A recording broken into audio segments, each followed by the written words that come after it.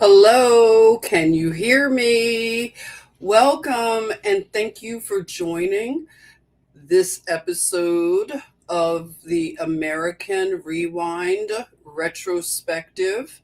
And we will start our retrospective. Unfortunately, this evening, Marlon is not feeling well. So we're going to have to say some prayers for Marlon that he's feeling better. So I'll be doing this thing, okay? Bear with me. We're going to start it right now. Thank you for joining.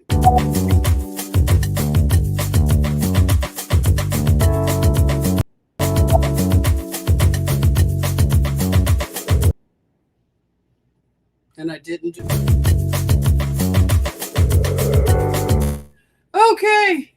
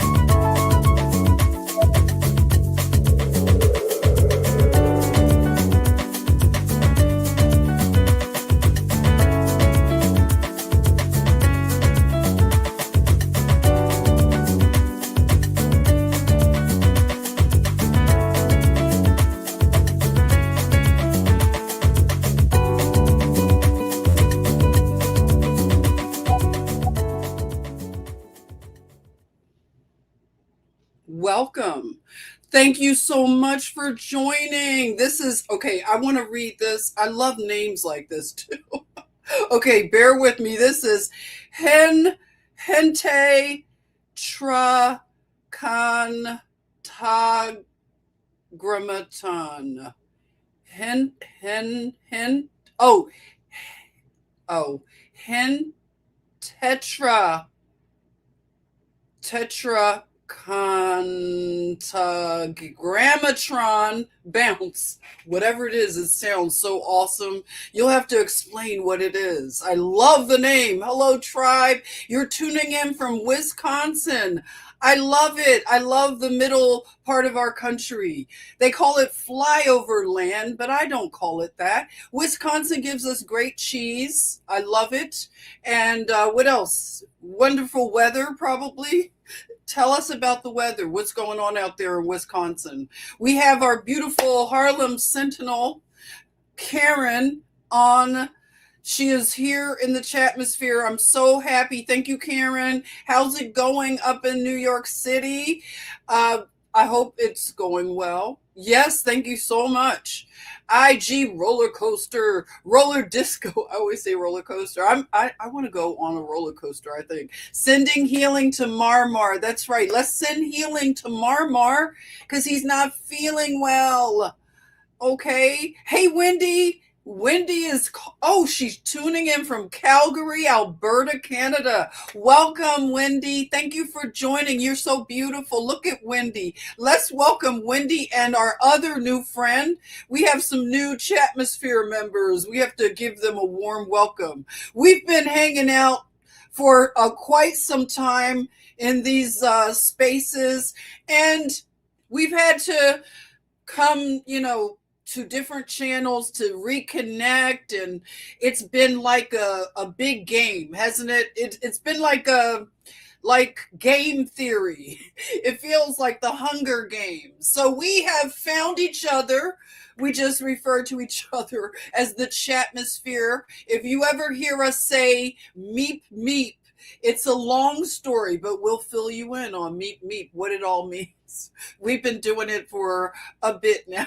So if you hear a meep meep or see a meep meep, just know that it's something good. It's nothing bad. But we love all newcomers to the Chatmosphere. And tonight I want to do a retrospective, of course, to pick back up because we've been off for a little bit. I'm so thankful that you've been understanding. I'm in the process of writing a book. I've been doing that for a bit now, and I'm almost finished. So I've been balancing some things. Being Nessing is here. We here. Yes. Welcome. Yes, yes, yes. So, oh, you were explaining. Okay, before we go on, we have to have the explanation. Henta, hente tra contra means 41 in Latin. Oh, okay. I love it. Math. We're into the math here. Yes. It means 41 letter name or 41 letter title. Calm winds, but it is 10 degrees out. Oh, where you are. Yeah, sorry. Please stay warm. But thank you for explaining. I love a good name and a good explanation why you chose it.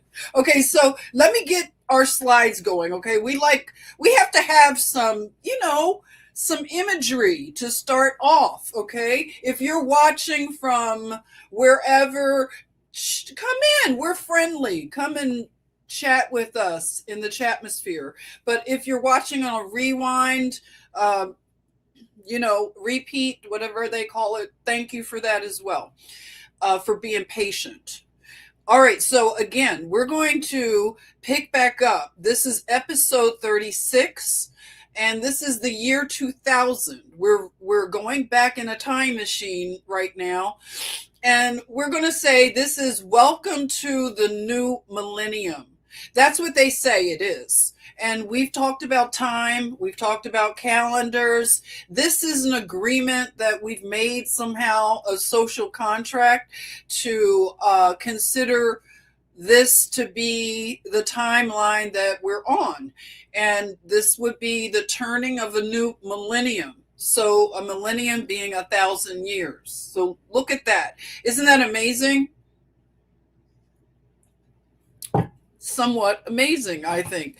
Okay, now, what else did I want to say? Something before I go on. I wanted to explain something. It'll come to me. Uh, okay.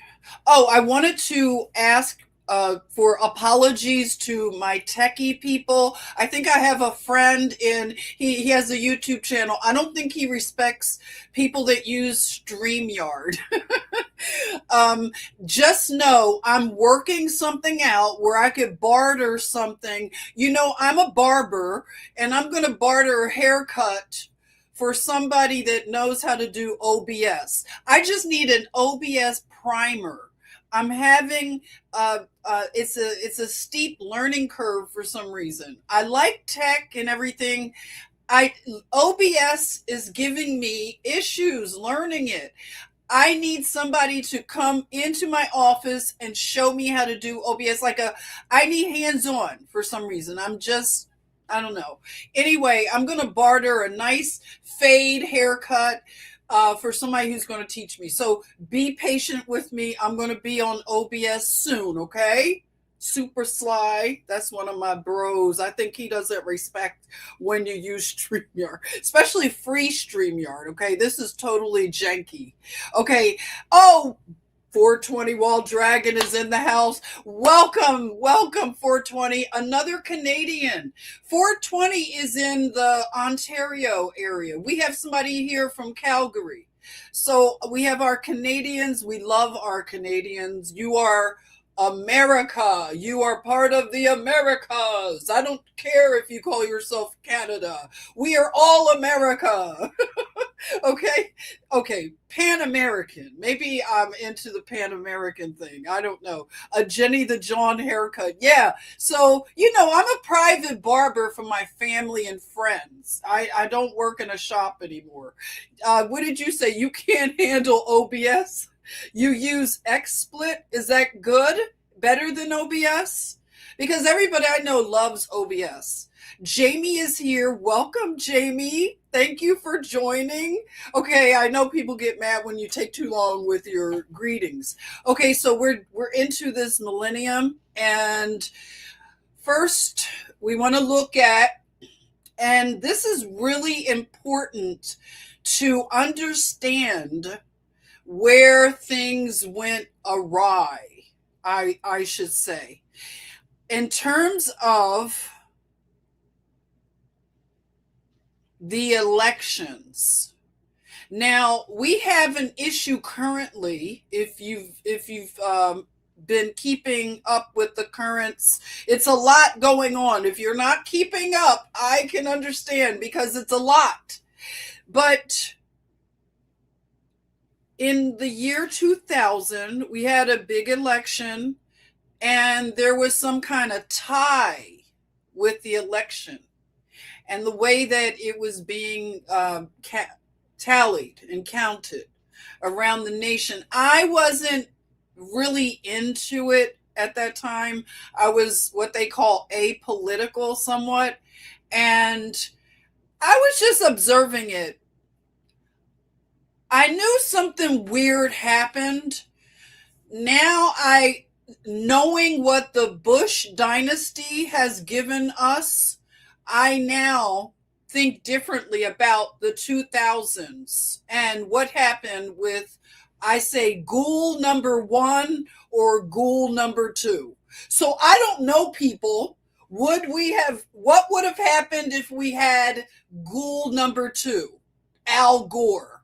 By the way, when I was looking for a picture of Al Gore, why did I put in the search engine? I just spelled Gore, which is his name. And I'm going to tell you, do not do that. Do not put Al Gore, just Gore. Do not put it in a search engine. If you have a very sensitive constitution. I was shocked at the images that came up. Wow. The internet is something that should be monitored. It is not, there are no guardrails really on a lot of it. And I guess I don't realize it at times until that happens. So, yeah, do not put Gore into a search engine. Wow. Okay. Yeah. So I don't know, what would have happened if we had ghoul number two. But we went with ghoul number one because we had a constitutional crisis in terms of this new digital age of elections and the media cycle when it comes to elections. Things were changing. And I would say this is our first viral constitutional crisis of the digital age. That's how it was put. And the Supreme Court had to intervene to call this election for ghoul number one.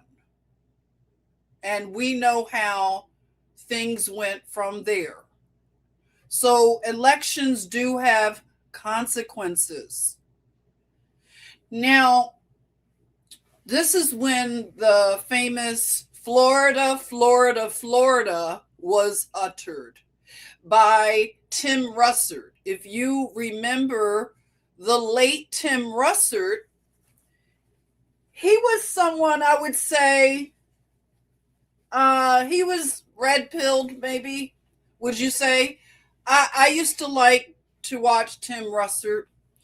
Now, I would say that Tim Russert may have been red-pilled because he said some things that, when you think about it now, his very, you could say, if you want to put a tinfoil hat on, which we do in here, anybody, okay?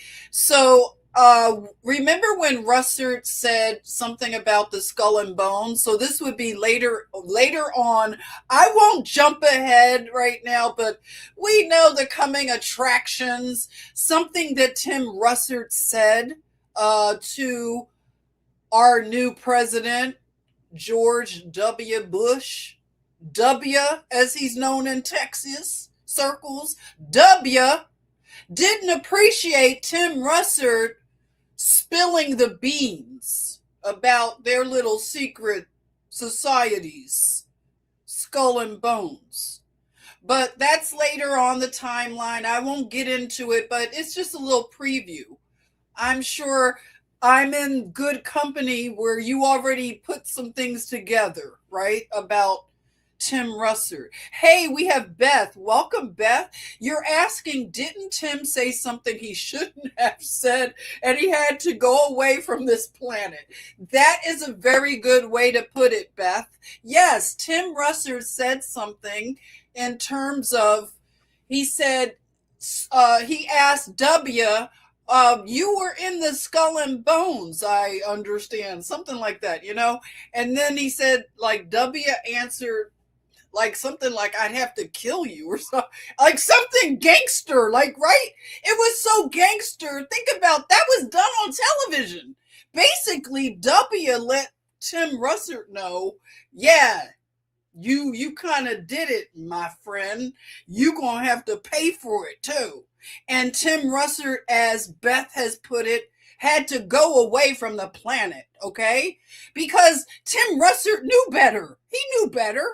You don't do that. He had to have been a little bit in the club in order to be on television like he was. He had to be in the club, right? We're not going to fool ourselves. So he was going off script when he asked that question. Hey, Sunny Day. Hello and welcome. It's good to have you in here, Sunny Day. So Tim Russert, he called it Florida, Florida, Florida. Now we love you, Florida, but something was up. I know we had another Bush down there as your governor. We had Jeb. So Jeb was down there, and thank the Most High that he has stopped the Bush empire. So we didn't have a President Jeb. Can you imagine? Woo. Okay, so I just wanted to take a little minute right here because we could have had a President Gore. I mean, yeah, Gore. Yeah, his name is Gore. We would have been saying President Gore, and then you put Gore in the search engine and you see the Gore online. How weird it would have been. Okay, so we have, remember Tipper, his wife? We always heard about Tipper Gore. Tipper is such a Tipper kind of name, right? Oh, Tipper. She hangs out at the country club. So we have Tipper Gore, and that was his wife. I didn't know that he and Tipper weren't married. I missed that tea. I missed that tea. But I don't know, body language experts, some of the, I don't know, maybe something wasn't going on too good there in the Gore household. But they seem to be kind of happy.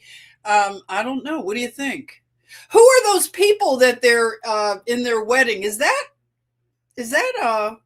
I don't know who that is. It looks like some kind of royal, supposed royal people. What, it looks like Pierre Trudeau.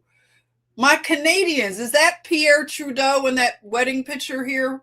I don't know who it is. But, you know, the thing about Al Gore, he would have been so compromised, of course, because he is the czar of climate change or global warming. But with Al Gore, as he is a globalist, we just had the Davos thing for all the globalists. But Al Gore, he's a big hypocrite. And that's the thing that we just can't stand anymore about these people. The hypocrisy. They will get on private jets and fly to Davos and talk about all these plans. They're unelected, elite people. And they talk about all these things that are going to affect the everyday person. And we never voted for these goobers, these ghouls. But they know what's best for us. Meanwhile, they're flying all their private jets into Davos.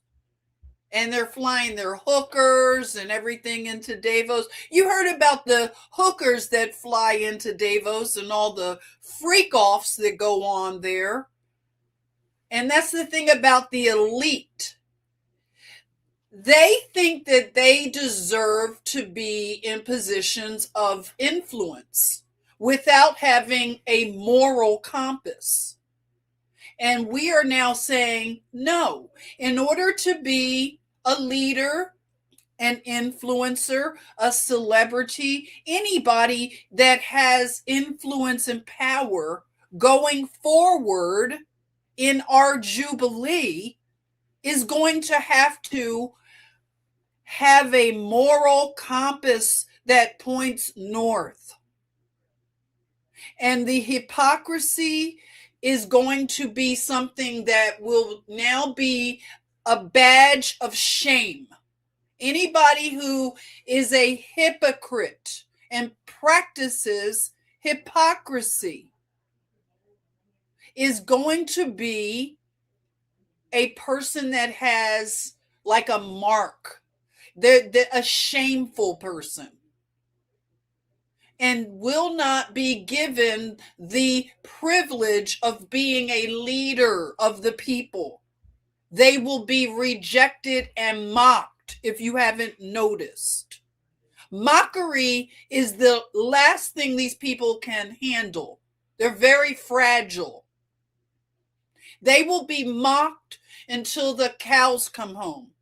Their future generations will probably change their names and appearances. There will be no legacy for these people. Every hypocrite, every last one of them. The Most High Yah does not like hypocrisy. It's like literally one of the worst things. Oh, it wasn't? Okay, one of our Canadians, definitely not Pierre Trudeau. Okay, good. Thank you. But you can see why I thought it was Pierre. Kind of gives me a little Pierre-ish. I don't know who it is, but it's probably somebody who's supposed to be royal. So anyway, Tipper Gore is not his wife anymore. He has a girlfriend. Wait a minute. Did I get to the girlfriend? Hold it. Yeah, that's the girlfriend in the picture right here. Okay, so the new lady right here in the upper corner, that's his new girlfriend. And she, goes to functions and things with him. I don't know what Tipper's doing at the time. Yes, that is exactly what it is. A tech oligarchy. Yes, indeed. I think I remember that being Nessing. Tipper was a pill popper, allegedly. That was the allegedly street tea, is that she was popping the dolls. We'll say the dolls. We'll use a little 60s terminology. Remember the dolls, Valley of the Dolls, huh? I don't know. Was that tea? Was it tea? I don't know. But allegedly, that's what's been said about her. Okay.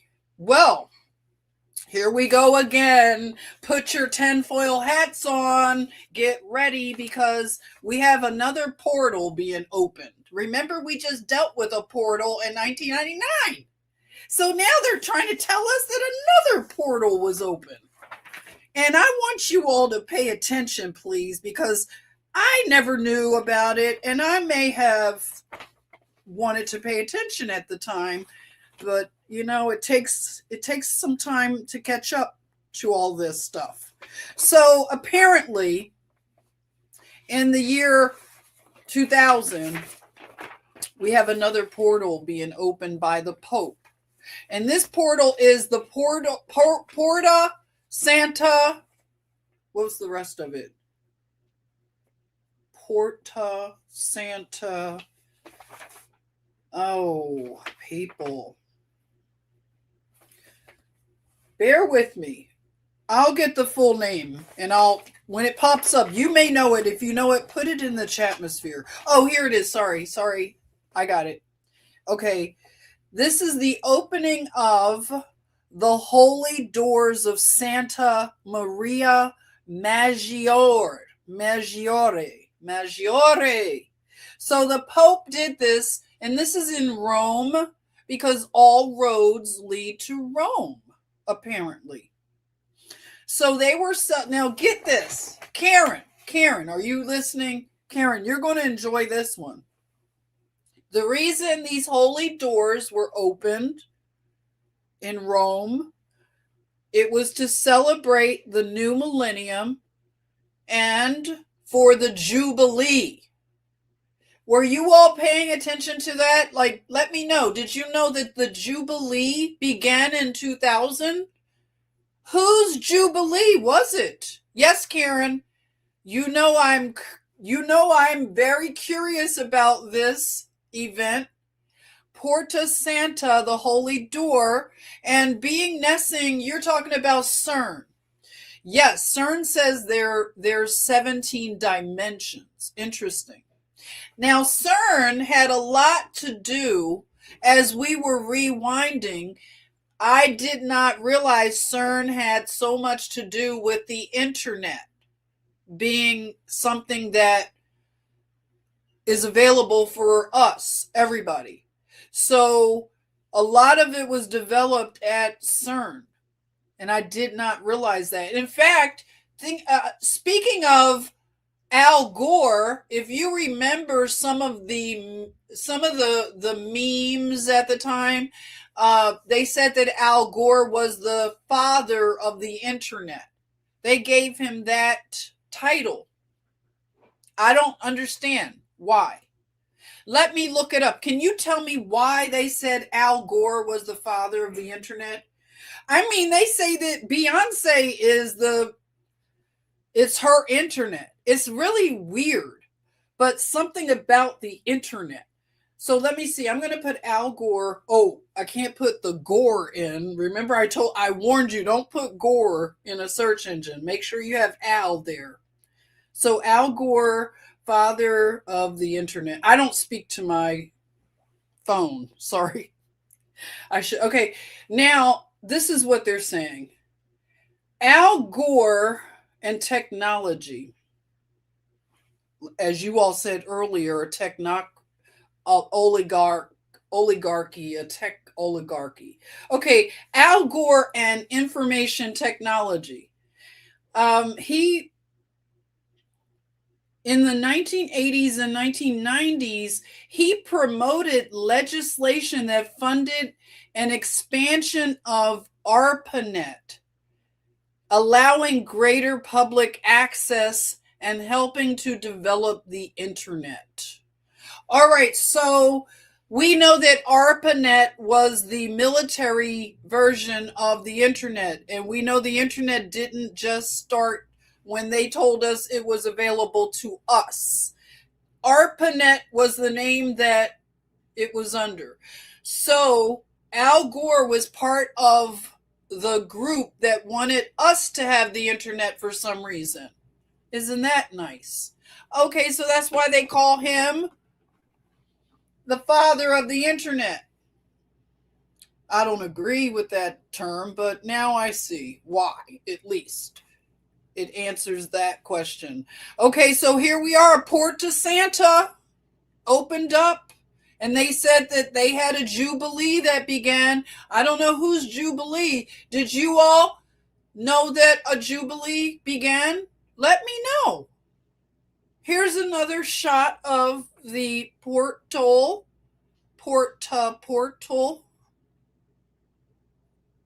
What kind of vibes is it giving? Anybody?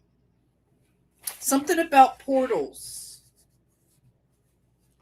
Okay, give me a minute. I'm going to catch up to where I should be here, because we have just stepped through a portal in the year 2000.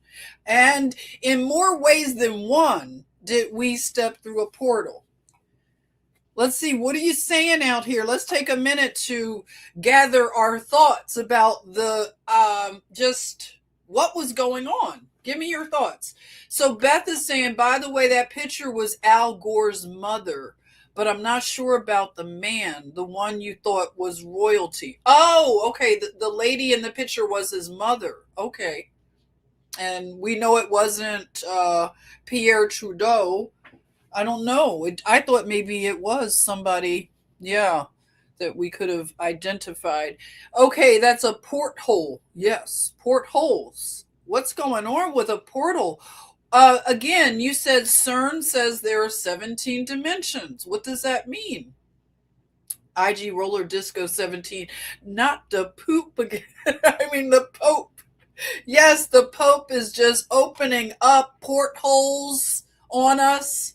What is it all about, though? Why are they doing this? Because, like I said, in the year 1999, they had another porthole opened in Rome. You know, I I'm not sure what's going on with that, but it is yeah. You said portals. It's a lot about that term, portal, airports, and different ports of call. Yeah. So our society stepped through a portal. What are you saying, Karen? And that portal was supposed to be closed. That's right. Yeah, interesting. Yeah, that was what they told us about the opening and the closing of the portals. That's also noted because they're evil. Yeah. It's in plain sight. You open and close portals. When you open something, you're letting something in or out. Right. And it has to mean something very significant for them to have all this pomp and circumstance and ceremony. All right. So, also in the year 2000, and this is interesting, as everything is, the DEA discovered large, I'll say a large lab that produced LSD in Kansas. Don't you love it? It would be in Kansas. Do we have anybody here from Kansas? Why Kansas? So LSD lab, a large one. Why are we finding LSD labs, large LSD labs in Kansas? Does it have something to do? I know some of my decoders out there are going to go deep on me. Does it have something to do with the Wizard of Oz, the yellow brick road, the rainbow, going over the rainbow? What is it? What's going on, people? Because they're making me feel like I just dropped some acid. This is crazy. What are you saying? Maritime? Yeah, maritime. Yes. Remember when they closed the Mercy door? And what? That's interesting. So when we were talking about Jubilee, it has to do with mercy. And with you saying that they're closing a mercy door, that's symbolic for them. What does that mean to close a mercy door? It sounds really sinister to me. Something about it. And if it's a jubilee that's beginning in this new millennium, why would you close a mercy door? Why? Those are questions I'm wondering. Follow the yellow brick road. Yes. And you've heard that also, that the Wizard of Oz is based on a lot that went on in America when it came to the gold standard and the banking system and a lot of that turmoil that was going on. That the movie was an allegory of that. I don't know. What do you think? Well, Beth, I think you're right. We're not in Kansas anymore, Dorothy. We definitely aren't. Yes, you said again because they're evil Satanists. I would take that for 200, Alex. That's going to be the answer for everything. Because they're evil Satanists. That's why. And why would you close a door of mercy? Exactly. If you're representing the biggest church on earth, why are you closing a door of mercy? And why did we not know about a jubilee beginning? Who was the jubilee for? Because I didn't get invited. I wasn't invited to this jubilee, were you? Okay, continue to put your tinfoil hats on. I really need my tinfoil people to chime in because we just went through a portal, right? They closed the mercy door. We have Ghoul number one as our president. Ghoul number one, who created a constitutional crisis for our country and was selected based on Florida, Florida, Florida. Okay, and his brother was the governor. Interesting. Okay, do you see? Does that look suspicious? Did I get that right? Dr. Umar's You don't find that suspicious? Where's Dr. Umar when you need him? All right, so people, let's get into this because I had a cousin that really went down this rabbit hole. And at the time, I didn't follow suit. I didn't go down this rabbit hole here. But she was obsessed with the game The Sims. Who really got into The Sims? Anybody here? Don't worry, we're not going to judge you, okay? Please. It's confession time. It's confession Thursday. Come on, tell me, did you get into The Sims? Because now that I'm looking at the retrospective of our culture and when things were introduced, oh, Karen is admitting. Okay, Karen, step up into the confessional. Karen was obsessed with The Sims. I'm not laughing at you, Karen. I'm not, but I love that you admitted to it. That's what's funny is that you don't care. Of course you don't care. But I'm just saying, The Sims really got people, like, you talk about doom scrolling. Oh my God, hours and hours and hours doing The Sims, creating worlds. What? Okay, my cousin was so into The Sims. Oh my goodness. And she would talk to me about The Sims, and I don't know what she's talking about because she's talking about dramas going on with The Sims. And I'm like, what? And it's so funny to her. She's so entertained. And I'm like, I can't relate. But anybody who played The Sims, you all knew what it was all about. You could relate. And I was even watching, the early YouTube days. Oh, when YouTube used to be so basic and fun. Well, it was a woman, and she lived in Kansas or where I think she always talked about, she was Midwestern. And she used to play The Sims on her YouTube channel. And she would talk about The Sims, and it was hilarious. But The Sims were, I don't know what it was, but something about it being introduced in the year 2000. You see what I'm getting at? It's the timing for me. It's just the timing. What was that about? Okay, I just saw something today for techie people. It was something it was on YouTube, like it came on during a commercial maybe.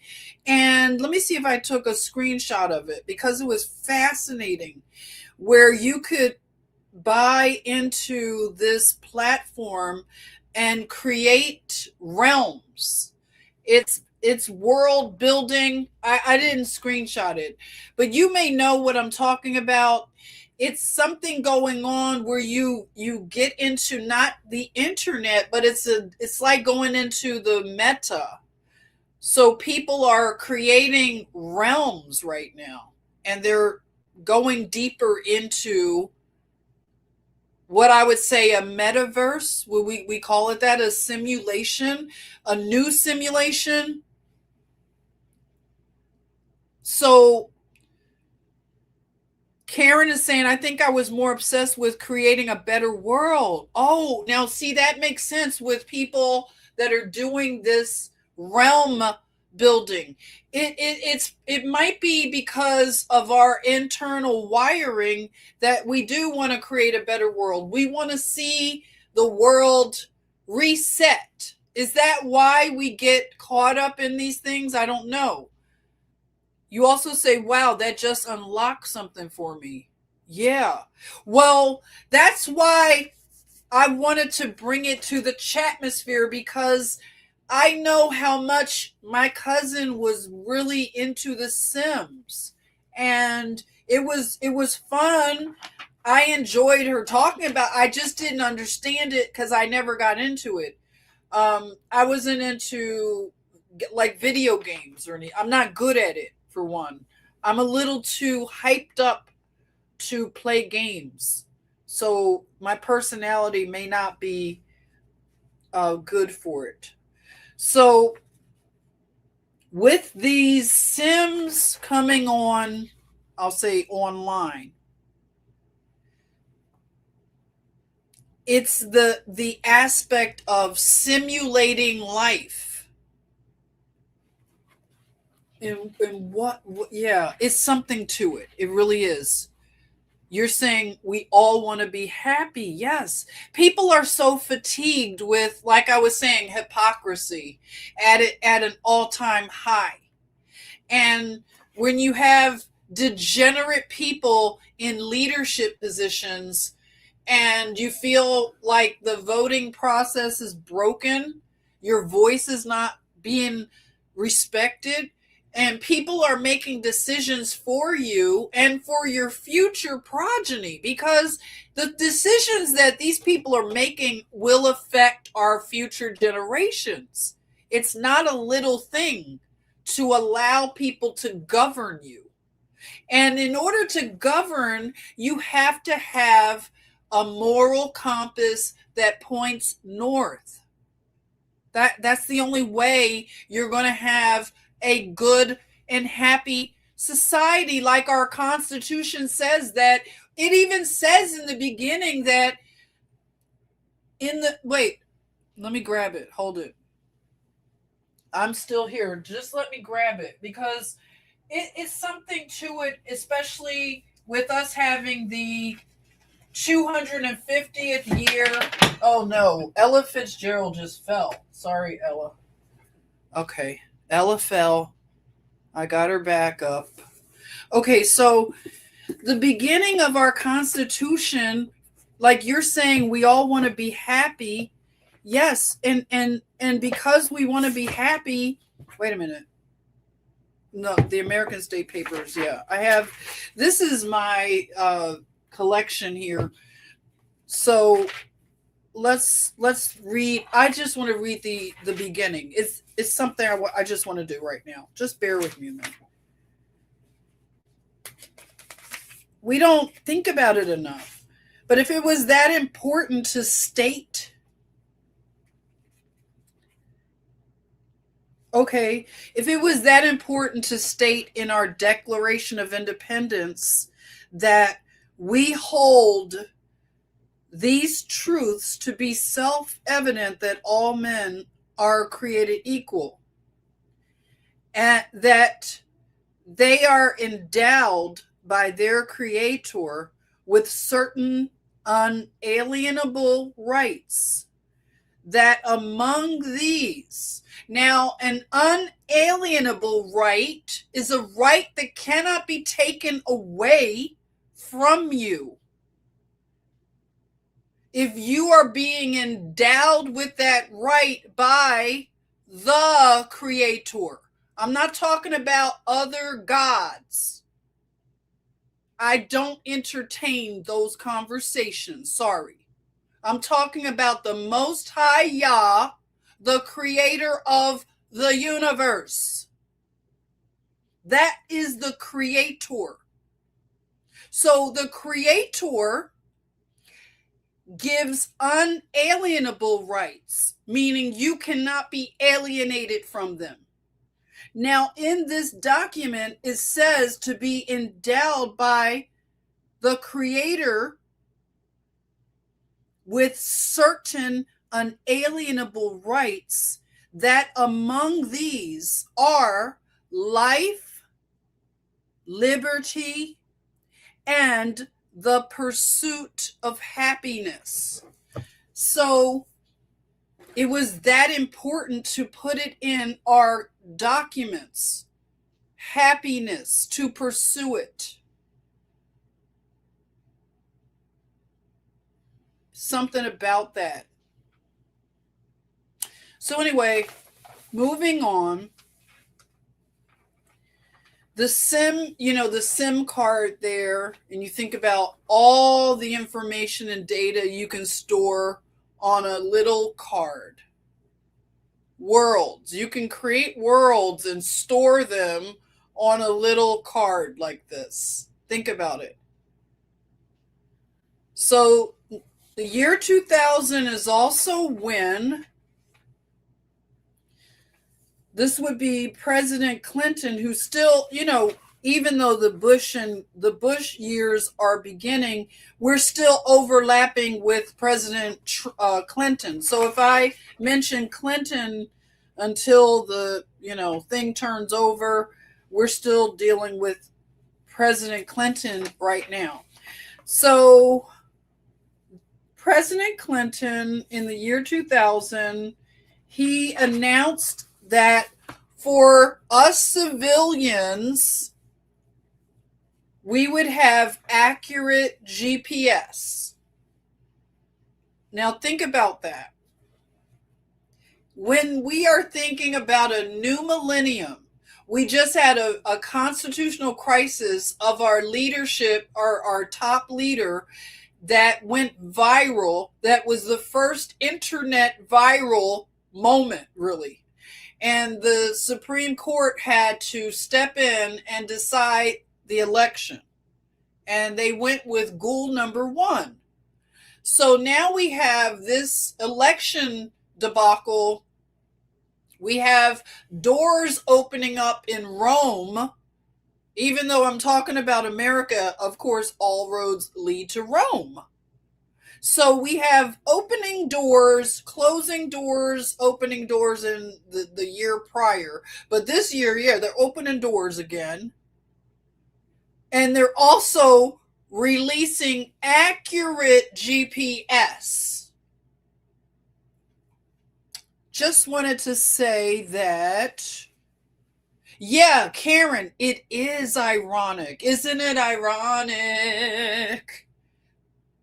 Wasn't she Canadian that sang that? What is her name? The Isn't It Ironic girl. Why am I forgetting her name? I liked her. The Jagged Little Pill lady. Wasn't she Canadian?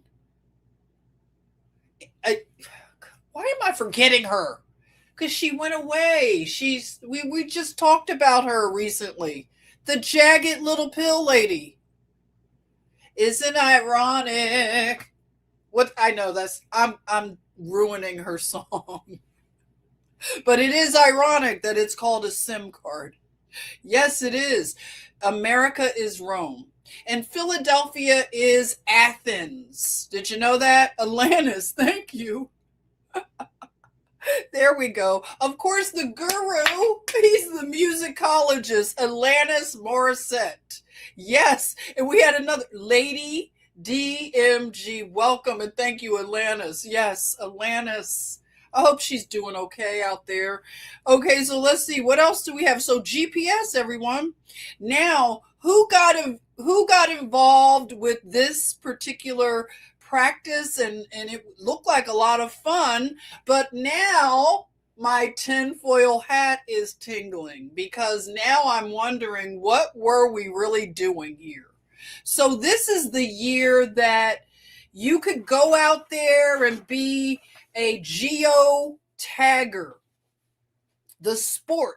They call this a sport, okay? And it's called geocaching. And I remember when this started, I didn't understand it. So you can get out there and first they began this. The first cache was placed and GPS coordinates were posted. So this is a like it looks like the game we played as a kid. What was it? Just a treasure hunt. Did anybody ever do treasure hunts? Hey, Paint Dance Live. Yes. Hey, yes, Atlantis Morissette. That's right. So, yeah. Did anybody do this? Because now I'm wondering, were you helping to get our planet, as they say, geo position, like the G, were you helping geo positioning, placing coordinates, but in a game, in a sport where it looks like it's something very benign, but is it? Cheers. Hello. Gen X, yes. Cheers to you. Cheers. Thank you. Thank you. Yes, Gen X with my questions now. Now, I would have gotten into this. This looks like fun, and I'm surprised I never did the treasure hunt thing. But growing up in Philadelphia, we had lots of woods, and I used to play in Carpenter's Woods all the time. And what other woods? We had Valley Green and Carpenter's Woods, and we just Philadelphia for childhood is one of the best cities. Well, it was for Gen X. I don't know now. You got to clean it up. But I had great times going through the woods, so this would have been a great activity. But I don't know what it is. Official geocache. Who else did the geocaching? Yes. Thank you, Wendy. Atlantis. Wyoming Chick is here. Hello, hello. No, you're not late. Welcome. Thank you for joining. Let me know, anybody, did you get into the geocaching? So the year 2000, we had a very unfortunate thing go on with a son and a mother. This would be the Marshall Mathers era of Eminem. Not sure what I'm looking at here. Help me out. Well, Eminem's mother, or Marshall Mathers, Slim Shady, whatever it is, his mother sued him for defamation. And he said in his lyrics that my mother smokes more dope than I do. My name is, that was the name of the song. My name is Slim Shady, I guess. So for that lyric, his mother sued him. Isn't that something? Wow. It happens. Excuse me, I'm still with you. But what was I waiting to see if anybody told me? Oh, did you ever play the sport of geocaching? Anyone? Oh, wait, Karen is saying I could never finish a treasure hunt. Always midway, I would just get an awkward, weird feeling, and you would just, oh, really? So you did these? Was it in school or was it the geocache sport, like a group? Because I know they probably had lots of those groups in New York. New York would be a fun city to do geocaching. All of the parks, city parks. Hey, Beth is saying she must have needed more money for mascara. Oh, looks like she's got holes for eyes. Beth. Whoa. Wyoming Chick is saying, I suspect he's ultra. Yeah, I suspect that too. That's too many personalities, okay? I'll take one, okay? Beyonce and her alter ego, Sasha Fierce. We haven't heard about Sasha Fierce in a while, have we? But listen, we can't take this many ultra. whatever, altars, right? They're called altars.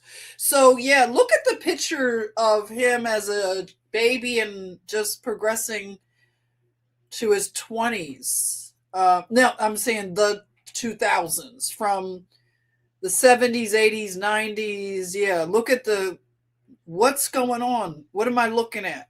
I see, yeah, ultra. Something else is going on here.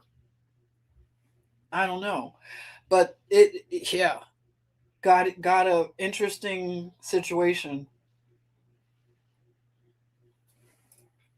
So the year 2000 is when the Cuban boy Elian Gonzalez was returned to Cuba. Now, Elian Gonzalez, we talked about earlier, and I chimed in to this conversation, I'll say national conversation. I chimed into this national conversation and I had an opinion that I shared. And I don't, the lady who wanted to debate me about it in Miami, she was pro keeping Elian here in the United States. I I said that Elian, and I still believe this, Elian belonged in Cuba with his family, with his father, his grandmothers, his siblings, his everything was back in Cuba. Now, he had cousins in America that were maybe second cousins, something like that, whatever. These are cousins that are trying to keep him in America for whatever reason they had. But the child had a father in Cuba. He had siblings. He had two grandmothers still living. Because remember, his mother died at sea trying to get to America. Racist country, right? A racist country. Everybody's dying to get here to a racist country. Does that make sense? So his mother died. That kind of messes up the narrative that America is so terrible. The Elian Gonzalez narrative tears it apart. So they were trying to play with this little boy's life and have him stay in America, which would have been a disaster, I believe. That's my opinion. So Elian Gonzalez was returned back to his father because this was a custody issue.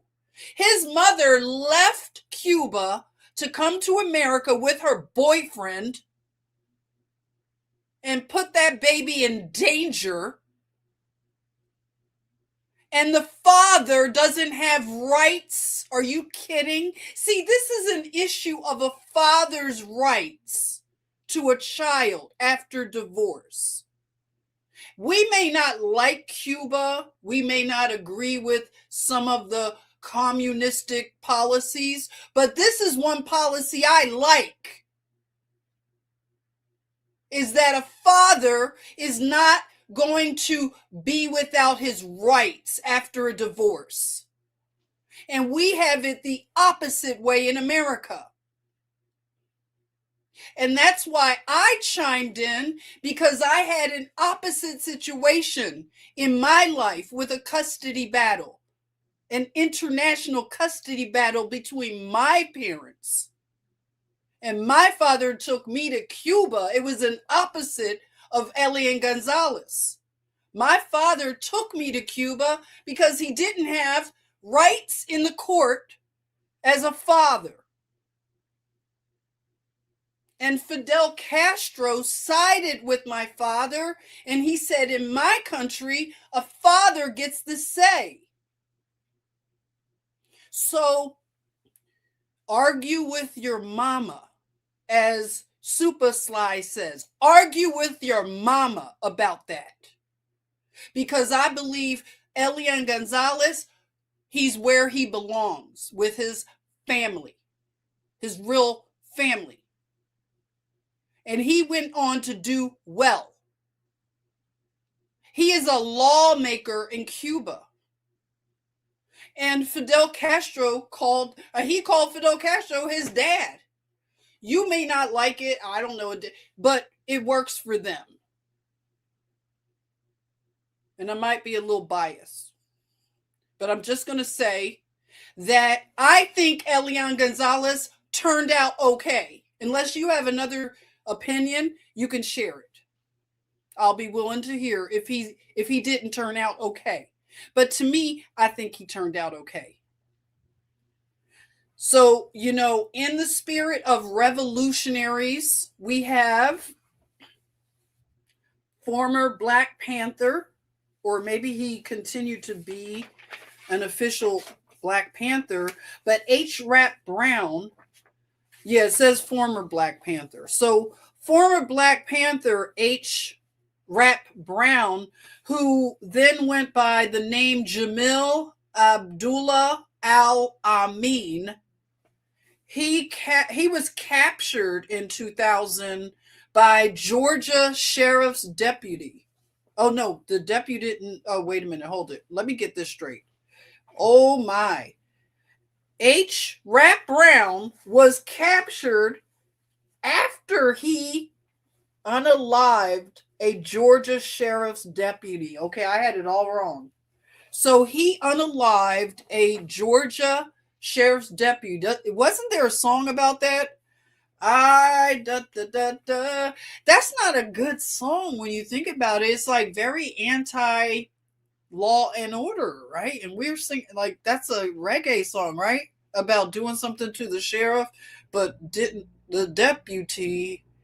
So H. Rap Brown or Jamil Abdullah Al Amin was captured after unaliving, according to this, a Georgia sheriff's deputy.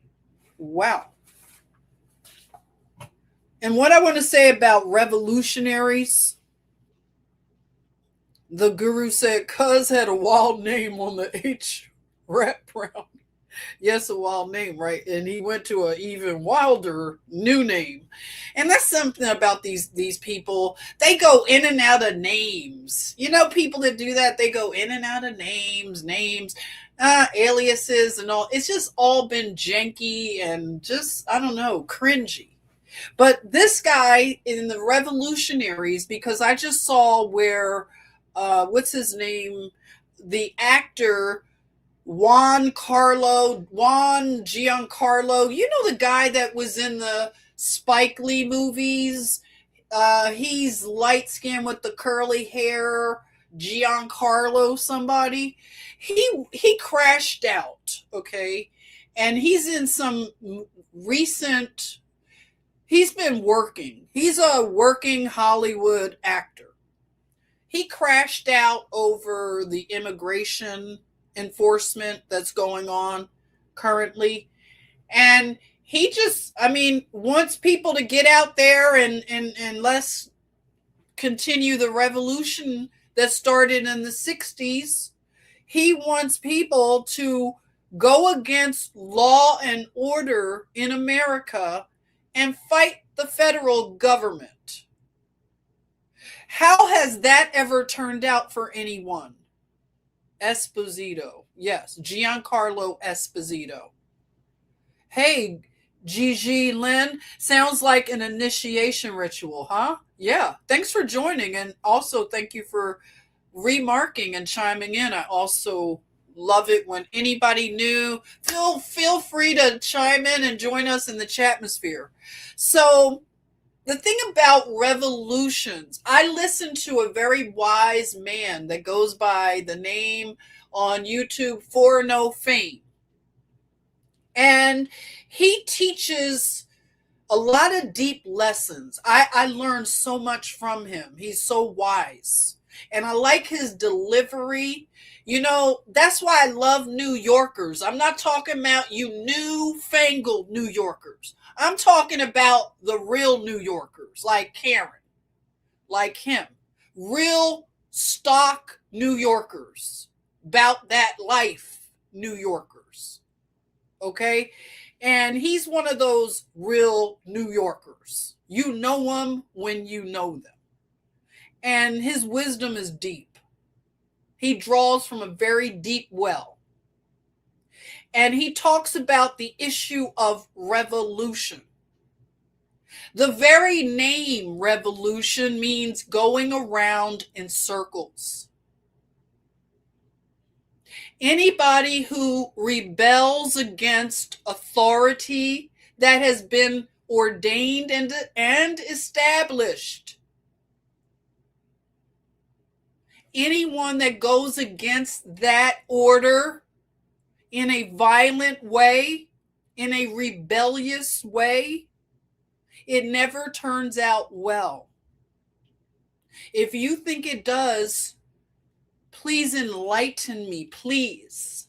Let me know an example of a revolution that turned out well for the people and for the revolutionaries also. Peace. Thank you, Gigi Lynn. Peace to you. So there's no peace for revolutionaries. There's no real peace for them. Is that a life that we want for our progeny, our children? Do we want them out in the streets so they can take good pictures, so they can become the next martyr for a cause that will go nowhere? Like the brother for no fame says, it is a repeating cycle of going nowhere. Think about it. Going around and around and around like a dog chasing its tail. That's how I see the revolutionaries. They have become caricatures because their revolution didn't win. I'm sorry, people. The Black Panthers didn't win. What did they win? Their presence isn't even seen or felt in our culture. We just had a clown come up from out of the farm, out of Central Casting, some bozo loonball, Paul Birdsong, who went into Philadelphia, of all cities. Philadelphia is known as the most rudest city you'd ever want to be in. You can't go up into Philadelphia on some bullshit. You can't. Philly people are built different. So he thought he could just go up into the Philly streets and mobilize the foundation. That's who they're after, by the way. I want all my white people to peep game right now. They are targeting the foundational Black Americans. They want a body. They want a body in the streets. They want a martyr because their cause will go nowhere. You notice how you can't have a Becky or a Brad as a martyr in America. Unfortunately, I'm sorry. They talk about white privilege, but apparently there's no white privilege when you're trying to get a martyr to start your revolution. You need a Black body, and not just any Black body. You need a foundational Black American body. You tell me where I'm wrong. Tell me where I'm wrong.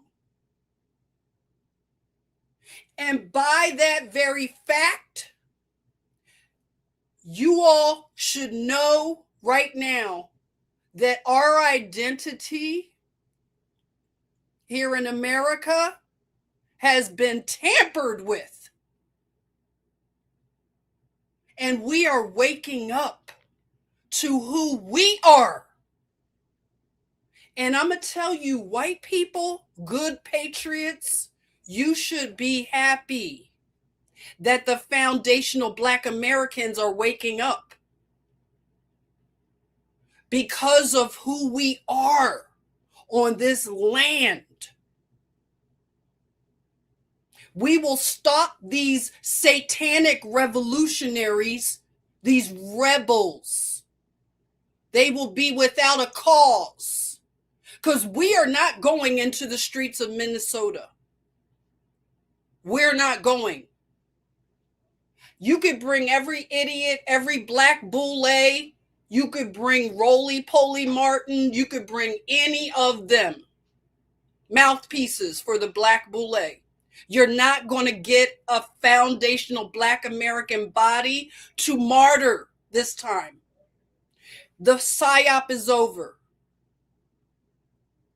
We woke up because the Most High Yah is a spiritual thing. The delineation that we did is stopped. It stopped the Somalis. Let me tell you something. You will have to thank the foundational black Americans soon when you realize who really stopped this invasion of America. You will put it together. I know you will put it together here in this chatmosphere. Who stopped this invasion on a spiritual level. And whoever's with us, you're with us. You're fighting too, of course. But I'm telling you from a spiritual standpoint, our delineation stopped this invasion. Because you can see with your own eyes that we are not Somali. Well, maybe Diddy is. Have you noticed that Diddy looks a lot like a Somali? I don't know if he's a foundational black American. I'm questioning it. Because he looks like that little ugly guy, Kai Cenat. Sorry, he is ugly to me. But that's who Diddy looks like. Or he looks like Diddy. Diddy looks like the Somalis. But let me tell you, phenotype is a science. Phenotype is a science. And we're not talking about race. We're talking about lineage. We're talking about stuff like that. It's really important to American history to have this correct. Because this is a spiritual battle for this land. It's something about this land. And it's something about Minnesota. You listen to the name Minnesota, Minnetonka. You know how Prince said, like I made a joke when Ilhan Omar got squirted with that whatever baby oil. I don't know what the guy had in the syringe. But I said, well, maybe he was trying to baptize her and cleanse her in the waters of Lake Minnetonka. But when I stop and think about Minnetonka, the word Minnetonka, these tribes, let me tell you this one thing before I don't want to get on this too long, but the tribes of America have been confused. You might know about the dolls, rolls, and everything that happened, the reclassification of the American, the removal acts and the things that happen. That middle part of America, it is so significant. And that is why they're having all of the issues, I believe. I haven't had time to decode Minnesota at this time. If you do, please point me in the direction of somebody who knows like the real deep stuff like that. Point me in a direction of somebody who knows this. I was born in the region of America. I'm talking old, ancient America that was called Chilaga. So I was born in Chilaga. I was raised in Philly. And Philly had a different name also. Philadelphia, Pennsylvania, all that was different names. But Chilaga, now they call it Chicago. You know, these names and what the maps and the things that looked different Some of us still have the old documents, and we can get appointments to go see the documents in various archives all over the United States. You can go and look at these documents. The truth is impossible to stop right now. I'm excited about our Jubilee. We will not reach a Jubilee through revolution. That is not how you reach Jubilee, people. You cannot do it from the barrel of a gun. Although I believe in gun rights, but I'm just saying that's not the way and the path to our Jubilee at all. And these revolutionaries will die without a legacy. They're not going to be remembered the way they would have wanted to. Because ultimately, this is called Black liberation theology. And it is enmeshed in cultural Marxism. And you have to buy into being an oppressed group. So you have to have grievances constantly. You can never be happy. You always have to be raging, a rage demon.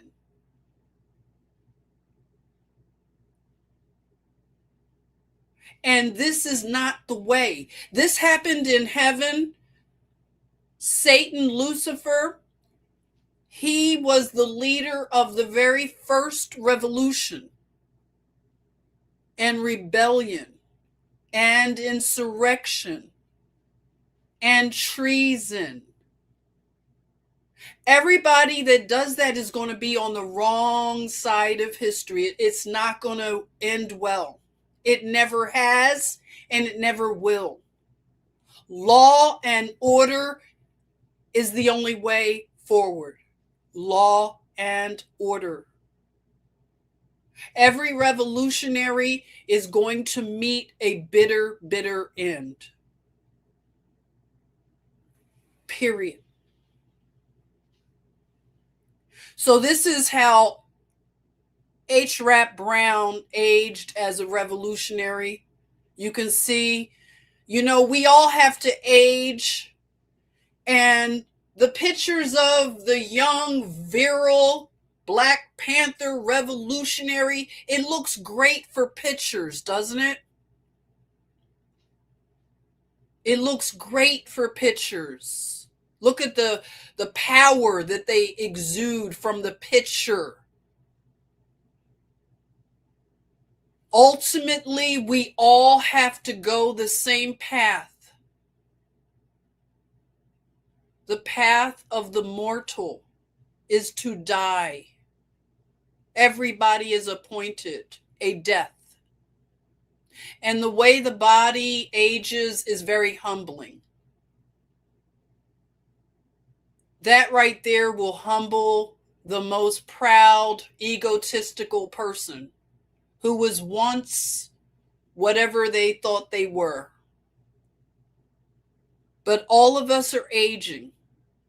And all of these revolutionaries, they are old now. And they are not going to be able to mobilize the young people. The young people don't want to hear from old people at this point.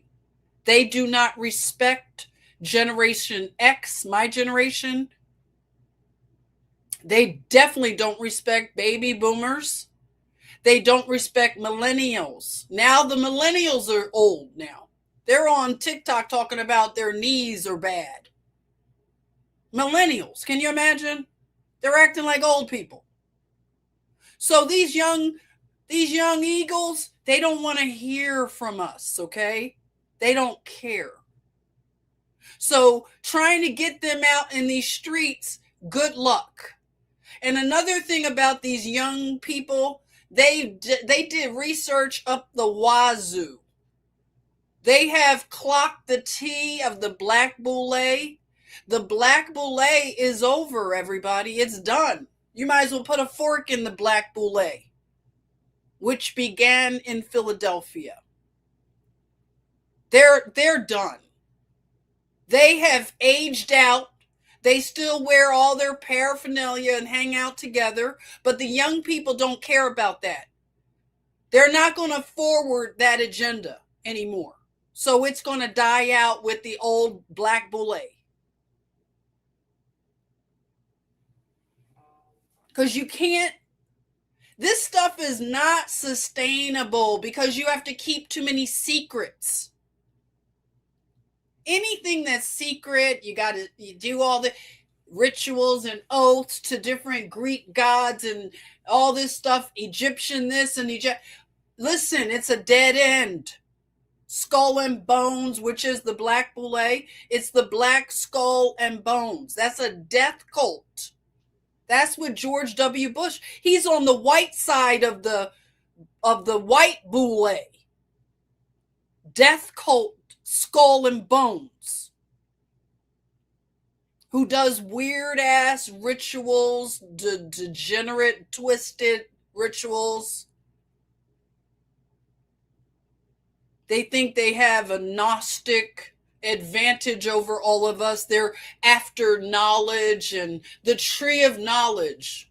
They still don't know that that's stupid to do and pursue.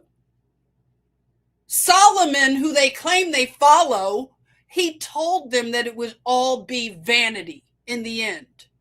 All vanity. But they claim that they look up to King Solomon. But they don't really, do they? Because they would realize that it's all for nothing.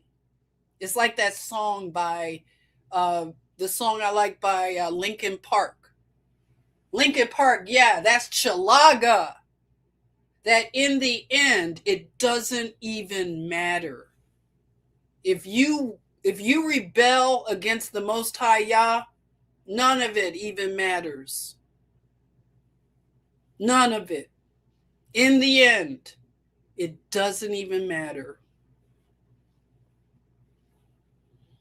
So in 2000, they claimed that St. Thomas More, my father went to St. Thomas More High School in Philadelphia, so that's why this was interesting. He was, what did they do? He's the saint he's the heavenly patron, they say, of statesmen and politicians, and for adopted children and widows.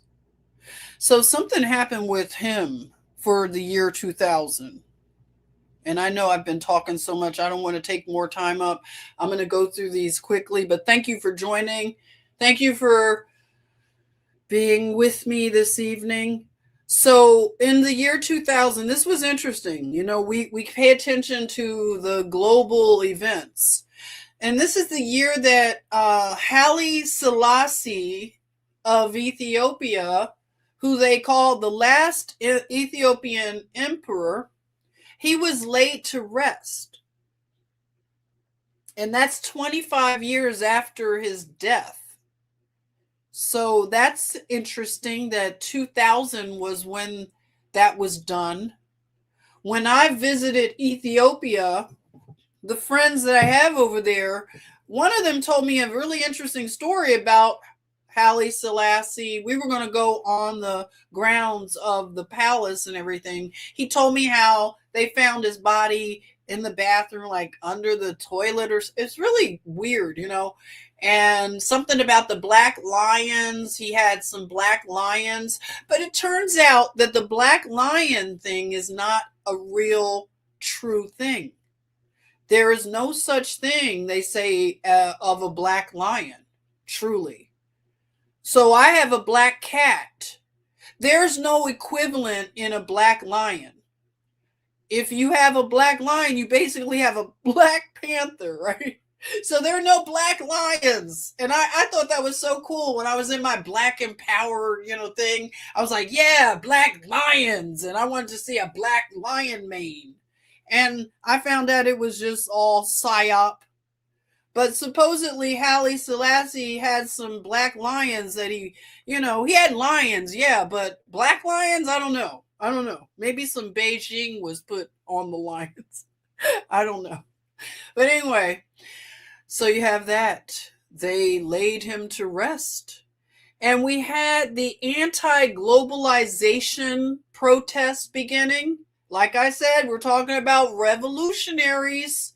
And aren't you fatigued from all the rage demons?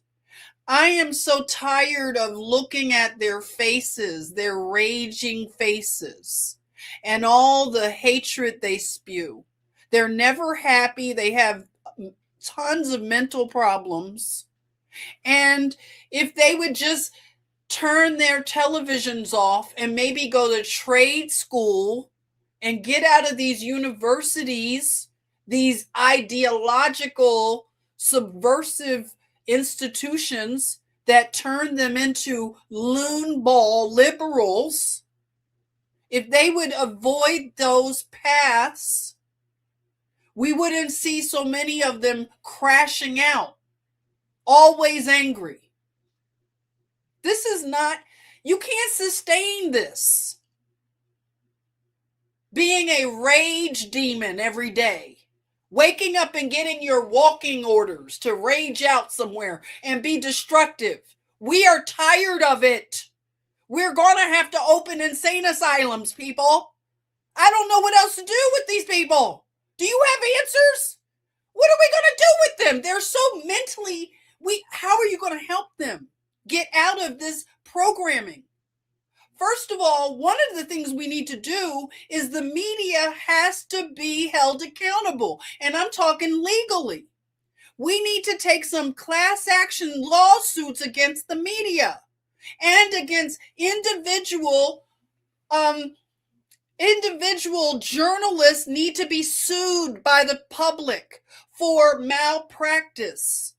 Especially if you can show how your child has changed listening to all that rage, revolutionary, demonic stuff. All of the talking heads that incite the young people, they need to be sued individually too, I think, going forward. I don't know how else to stop the media.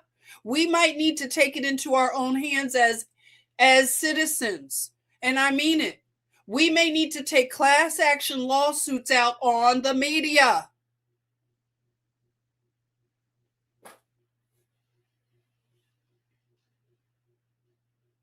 But this particular protest that we saw a lot of, they're raging out against corporations, but are they really? Because they have these signs that are perfectly printed. What's really going on?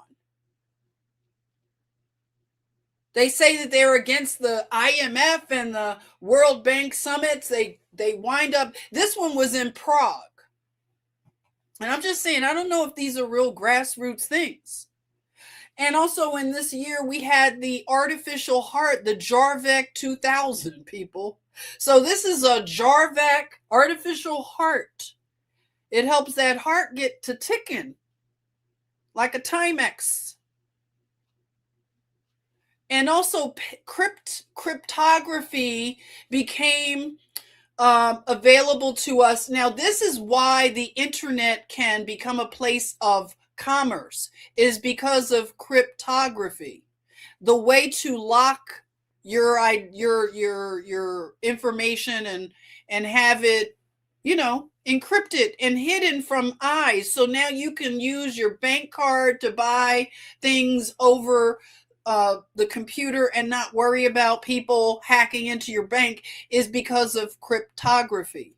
Now, cryptography was patented. So again, we know that the military used a lot of this technology, and then it became available to us regular civilians.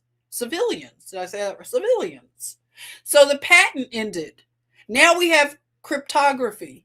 Now, it's an algorithmic type of technology, and we learn a lot about algorithms as we talk about it a lot with our new version of the internet, with social media and things like that. It's a whole science behind it. It's very fascinating.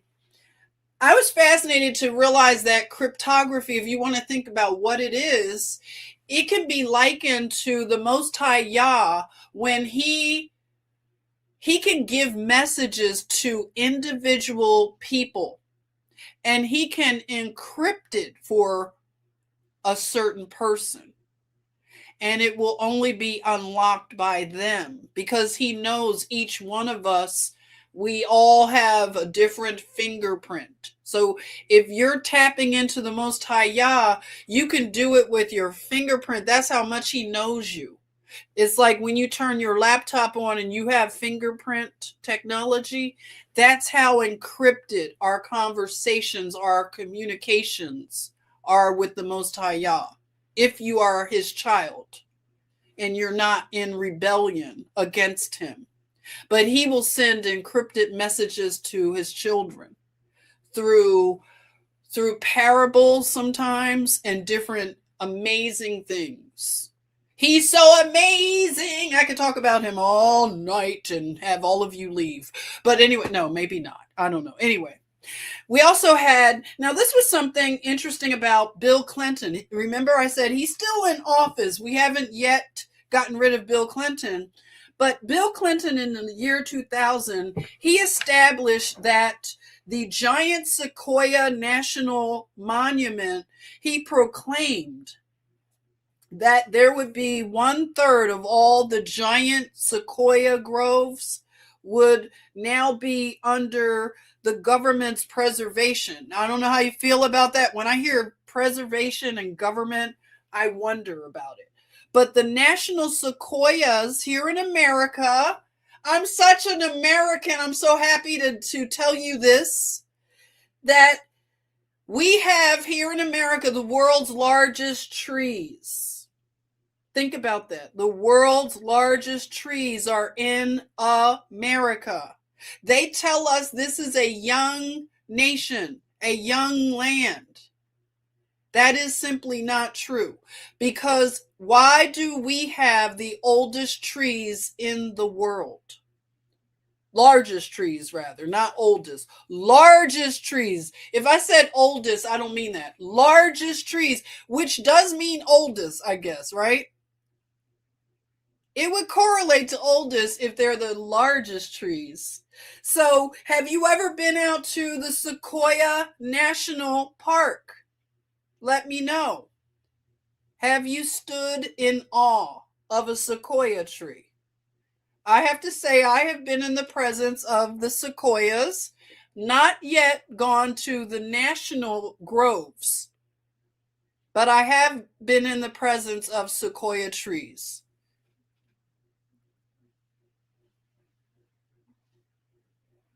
So, on that note,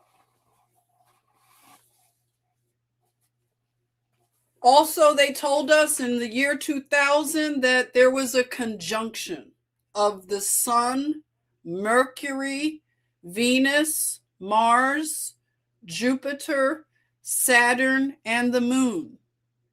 Did you know that? How often do we have those? I don't know, but we're going to end on this beautiful sight of the giant sequoias. And just think about America and how beautiful this land is. You have no need to travel to any other place but America, and you will still have more and more to see. It is so much to see in this land. Make it a point to see more of America, the beautiful. I will see you soon. I'll probably do something before I do the next, which will be oh boy, we're going into 2001, and that was a collective trauma for us. So I'll be preparing for that download because I was especially affected by the events of 2001.